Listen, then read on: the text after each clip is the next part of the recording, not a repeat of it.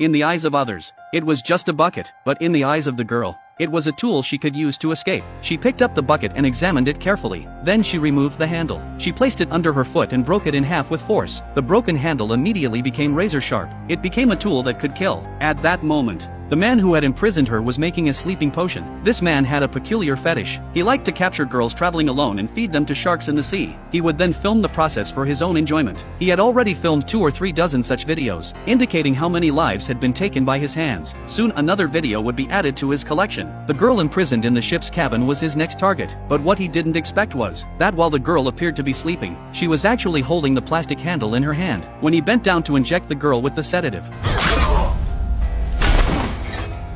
his head hit the bed and he fainted. The girl knew he might wake up at any moment, so she quickly found the key on his body and unlocked the handcuffs. However, before escaping, she hesitated for a moment, thinking of taking the knife from the man's body for self-defense.